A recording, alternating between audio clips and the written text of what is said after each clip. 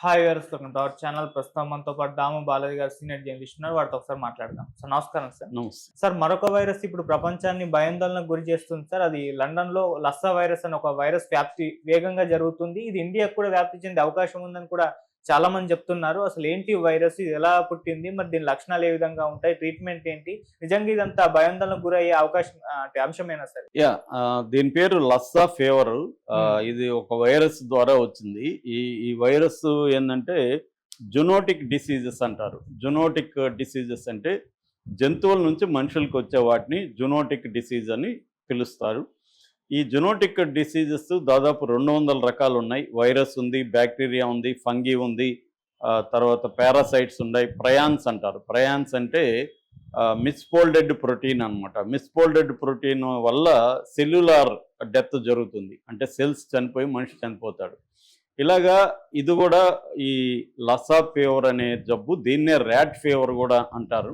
ఎందుకంటే ఇది ర్యాట్స్ నుంచి, ఎలుకల నుంచి వస్తుందన్నమాట. ఈ మాస్ట్రోమిస్ అనే ఎలుకలు ఉన్నాయి. ఆ మాస్ట్రోమిస్ ఎలుకల నుంచి మనుషులకి ఇది వ్యాపిస్తుంది. ఇది జనరల్గా ఎవ్రీ ఇయర్ కూడా ఆఫ్రికాలో, ముఖ్యంగా వెస్ట్ ఆఫ్రికాలో దాదాపు 1,00,000 నుంచి 3,00,000 మందికి ప్రతి సంవత్సరం వస్తుంది.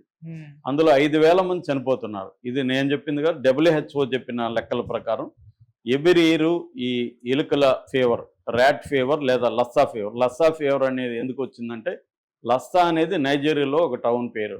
ఆ లస్సాలో ఇది ఫస్ట్ కనిపెట్టారు కాబట్టి అక్కడ నుంచి లస్సా ఫీవర్ అని కూడా దీనికి పేరు వచ్చింది. ఇది 1969లోనే నైజీరియాలో లస్సాలో ఫస్ట్ టైము బయటకు వచ్చిన ఇదన్నమాట. ఇది WHO ఏం చెప్తుందంటే, ఇది చాలా దేశాల్లో ఉంది. మాలిలో ఉంది, సియరా లియోన్లో ఉంది, టోగోలో ఉంది, బెనిన్లో ఉంది, ఘనా, గినియా, లైబీరియా, ఇలాగా ఇవన్నీ కూడా వెస్ట్ ఆఫ్రికన్ కంట్రీస్లో ఉంది. ఇప్పుడు ఎందుకు భయపడుతుంది అంటే, ఆఫ్రికాలో అనేక జబ్బులున్నా ప్రపంచం పట్టించుకోదు. కానీ అది యూరప్కో, ఇండియాకో లేదా చైనాలో ఉంటే మాత్రమే భయపడతాం. ఆఫ్రికాలో ఉంటే అది ఆఫ్రికా చాలా హెల్త్ కేర్ పరంగా చాలా వెనుకబడి ఉంటుంది. కాబట్టి అది పెద్ద ఇది కాదు. కానీ అవి ఒక్కొక్కసారి మనకు కూడా, వేరే వాళ్ళకు కూడా, ఇప్పుడు ఎబోలా లాంటివి కేరళ లాంటి రాష్ట్రాలకు కూడా వ్యాపించింది చూసాం మనం. ఇంకా ఎయిడ్స్ కూడా ఆఫ్రికా నుంచి వచ్చింది ప్రధానంగా. అలాగా ఇప్పుడు ఈ వ్యాధి లండన్లో వచ్చింది. అందుకని నైజీరియా నుంచి ఒక అతను, ఆల్రెడీ ఈ వ్యాధి ఉన్న అతను లండన్కి వచ్చాడు. ఇప్పుడు లండన్లో చాలామందికి ఇది వ్యాపించిందని చెప్తున్నారు. ఎవరెవరికి వచ్చిందనేది వెతికే పనిలో లండన్కి సంబంధించిన UKHSA అంటారు, అంటే United Kingdom health security agency. ఈ ఏజెన్సీ ఇప్పుడు వెతుకుతుంది. వెతికి వాళ్ళని పట్టుకొచ్చి వాళ్ళకి ట్రీట్మెంట్ ఇవ్వాలి. అది వ్యాపించకుండా భయాందోళన అయితే ఉన్నాయి. ఈ డిప్యూటీ డైరెక్టర్ మీరా చంద్ కూడా ప్రకటన ఇచ్చారు. ఎందుకంటే ఇది డేంజరస్ వ్యాధి అని చెప్తున్నారు. అసలు ఈ వ్యాధి ఎలా వ్యాపిస్తుంది, దీని లక్షణాలు ఏంటి, దీని ట్రీట్మెంట్ ఏంటి, దీనికి సంబంధించిన ప్రివెంటివ్ మెథడ్స్ ఏంటి అనేది మనం చూద్దాం. ఇది ఎలా వ్యాపిస్తుందంటే, నేను ఇందాక చెప్పినట్టు ఎలుకల నుంచి మనిషికి వ్యాపిస్తుంది. అయితే మనిషి నుంచి కూడా మనిషికి కూడా వ్యాపిస్తుంది. ఒకసారి మనిషికి వచ్చినాక మా మనిషి నుంచి వ్యాపిస్తుంది. మామూలుగా ఎలుకల వీటిలో నుంచి ఏంటంటే, మలం ద్వారా వ్యాపిస్తుంది, రక్తం ద్వారా వ్యాపిస్తుంది, లాలాజలం, తుమ్మితోనో దగ్గుతోనో వచ్చే వాటి ద్వారా వస్తుంది, మూత్రం ద్వారా వస్తుంది, వీర్యం ద్వారా వస్తుంది, గాలిలో కూడా ఇవి తేలియాడి వస్తాయన్నమాట. అట్లాగే మనం హగ్ చేసుకుంటేనో, లేకపోతే వాళ్ళు తాకిన దాన్ని మనం తాకితేనో, ఇలాగా ఇది వ్యాపిస్తుంది. దీన్ని స్ప్రెడ్ అంటారు. డిసీజ్ స్ప్రెడ్ ఎలా అవుతుంది. దీని లక్షణాలు ఏంటంటే, మామూలుగా అన్ని వైరస్లు వస్తే, అటాక్ చేస్తే వచ్చే లక్షణాలే బిగినింగ్లో ఉంటాయి. అంటే జ్వరం వస్తుంది, గొంతు నొప్పి వస్తుంది, తలనొప్పి వస్తుంది, కండరాల వీక్నెస్ వస్తుంది. దీని తర్వాత సివియర్ అయితే రక్తస్రావం, ముక్కుల్లో, చెవుల్లో, కళ్ళల్లో నుంచి రక్తం గారుతుంది.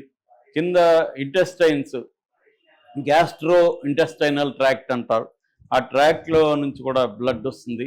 అందుకనే ఇది అక్యూట్ వైరల్ హెమరేజ్ ఇల్నెస్ అని కూడా అంటారనమాట. హెమరేజ్ అంటే బ్లడ్ కారడం. దాని తర్వాత వాంతులు వస్తాయి, మూర్ఛ వస్తుంది, కోమాలకు కూడా వెళ్ళిపోయే అవకాశం ఉంది, ముఖం వాపు వస్తుంది, ఛాతీ, వీపు, కడుపు ఇవన్నీ నొప్పులు వస్తాయి. ఒక్కోసారి ఏమవుతుందంటే, ఈ వ్యాధి వచ్చి తగ్గిన వాళ్ళకు కూడా దాదాపు 30% చెవుడు వచ్చేస్తుంది, చెవుడు వినబడం అనమాట. అటువంటి సివియర్ ఇది. అయితే దీంట్లో డెత్ రేట్, మోర్టాలిటీ రేట్ అంటారు. ఈ మోర్టాలిటీ రేట్ అనేది మామూలుగా ఈ జబ్బు సోకిన వాళ్ళకి 1% ఉందనేది WHO చెప్తుంది. అయితే ఇందులో సివియర్ కేసులు హాస్పిటల్లో చేరిన వాళ్ళకి మాత్రం 15 to 20% మోర్టాలిటీ రేట్ అనేది ఉంది. అంటే 100కి 15 మంది నుంచి 20 మంది చనిపోయే అవకాశాలు ఉన్నాయన్నమాట. రెండవది దీనికి ట్రీట్మెంట్ ఏంటి? ట్రీట్మెంట్ అనేది దీనికి ఏమి మందు, స్పెసిఫిక్ మందు లేదు, టీకాలు, వ్యాక్సిన్లు లేవు. వ్యాక్సిన్లు డెవలప్మెంట్ జరుగుతున్నాయి కానీ ఇంకా కొలిక్ అయితే రాలేదు, వ్యాక్సిన్లు అయితే లేవు. దీనికి సంబంధించింది ఏంటంటే యాంటీవైరల్ రిబావిరిన్ అనే ఒక మందు ఇస్తున్నారు, ఇంజక్షను. రిబావిరిన్ది ఫస్ట్ 6 రోజులు ఇస్తారనమాట ఇది సోకగానే. దాని తర్వాత సపోర్టివ్ కేర్ అంటే పెయిన్ మేనేజ్మెంటు, ఆక్సిజన్ పెట్టడం, ఇట్లా అంటే సిమ్టోమేటిక్ ట్రీట్మెంట్ అని మన సిమ్టమ్స్ని బట్టి సపోర్టివ్ కేర్ అనేది ఉంటుంది. అట్లాగే మానిటరింగ్, పేషెంట్ని మానిటర్ చేస్తుంటారు. అతనికి ఎక్కువ లిక్విడ్స్ ఇవ్వడం, బలహీనంగా ఉంటే లిక్విడ్స్ని పెంచడం, ఇలాంటివి మానిటరింగ్ జరుగుతుంది. అయితే ఇది రాకుండా ఉండాలంటే ఏం చేయాలి అనుకున్నప్పుడు మామూలు ఏ వైరస్లకైనా మనం మనుషులు ఏ జాగ్రత్తలు తీసుకోవాలి. ఇది కూడా అంటే రోడెంట్ కంట్రోల్ అంటారు. రోడెంట్ కంట్రోల్ అంటే ఇట్లాంటి ఎలుకలు ఉన్న ప్రాంతాల్లో మనం జాగ్రత్తగా ఉండాలి. అందుకని నిన్న కూడా ఒక 2-3 హోటల్ గురించి న్యూస్ వచ్చింది. ఆ హోటల్లో ఎలుకలు విపరీతంగా ఉన్నాయని. అట్లా మనం హోటల్ ఫుడ్ తినేటప్పుడు కొంత జాగ్రత్తగా ఉండాలి. ఆ హోటల్లో ఏమన్నా అన్హైజీనిక్గా ఉంటే బయట ఫుడ్ తినడం తగ్గించాలి. మన ఇళ్లలో ఎలుకలు కానీ ఏమన్నా ఉంటే వాటిని పట్టేయాలి. అవి ఎందుకంటే గ్రెయిన్స్ మీద, ఫుడ్ మీద అవి వెళ్తాయి కాబట్టి ఆ ఫుడ్ మనం తిన్నామంటే ఖచ్చితంగా ఈ ప్రాబ్లం ఉంటుంది. రెండోది జనరల్గానే యానిమల్స్తో జాగ్రత్తగా ఉండాలి. ముఖ్యంగా పెట్స్ ఉన్నవాళ్ళు వాటికి ఏమన్నా ఆల్రెడీ వచ్చింటే మనకి తెలియదు. వాటి నుంచి మనం చాలామంది మొదలు పెట్టుకుంటూ నాకిచ్చుకుంటూ ఫుడ్ కూడా దానికి పెడుతూ దాన్ని వీళ్ళు తింటూ ఇలాగ చేసేవాళ్ళు ఉన్నారు. విపరీతమైన ఓవర్ యాక్షన్ చేస్తూ ఉంటారు పెట్స్తో. అలాంటి వాళ్ళు జాగ్రత్తలు వహించాలి. పెట్స్ని కూడా రెగ్యులర్గా టెస్టులు చేయించడం అవన్నీ చేయాలి. సో ఎందుకంటే ఇది జునోటిక్ డిసీజ్ కాబట్టి ఈజీగా జంతువుల నుంచి మనుషులకి వచ్చేస్తుంది. అట్లాగే పర్సనల్ హైజీన్, చేతులు కడుక్కోవడం, స్నానం చేయడం, అది అట్లాగే ఫుడ్ని మంచిగా ఉడకబెట్టి తినడం అనేది ఇంపార్టెంట్. పచ్చివి తినడం అనేది అవాయిడ్ చేయాలి. అన్నీ ఉడకబెట్టి తినాలి. ఇక హెల్త్ కేర్ పరంగా గవర్నమెంట్లో తీసుకోవాల్సిన నిర్ణయాలు తీసుకుంటాయి. అవేర్నెస్ క్రియేట్ చేయాలి.